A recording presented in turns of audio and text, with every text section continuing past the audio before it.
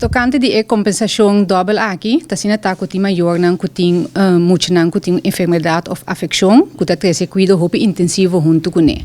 Então, para aqui nós queremos introduzir kompensashon double, dubbele kinderbijslag.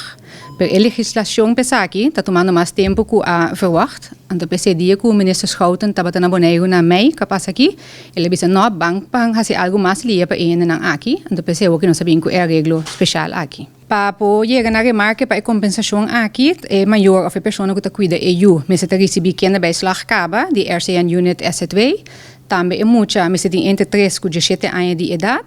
E para mucha, mas ter a determinar que tem cuidado intensivo relatado à enfermidade ou afecção que mucha tem. É período de aplicação tá de 1 de novembro até 30 de dezembro. Se tem período aqui, na qualquer momento, mucha está voltando, e pode aplicar. Que men se 1 de novembro mucha tem 2 anos, para 5 de novembro ela cumpre 3 anos, e pode aplicar.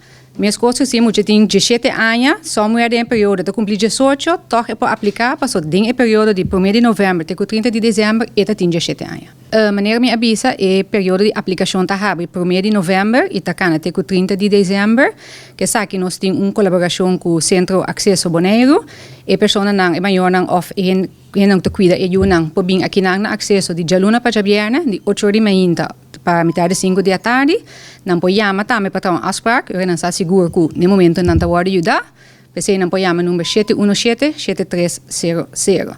Também nós temos a noite de informação, e prometa dia 1 de novembro na oficina de Dr. de Rincon, de 6 horas para 8 horas da noite, e de 2 a 12 de novembro, 6 horas para 8 horas da noite, aqui na Centro Acesso.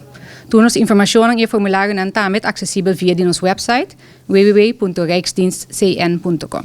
O montante que o cidadão está recebendo viagem está $1.437. Sabe que o montante bruto, sei que a pessoa está ganhando mês ou mais com o minimum loan, que também queda com $1.000 neto dentro do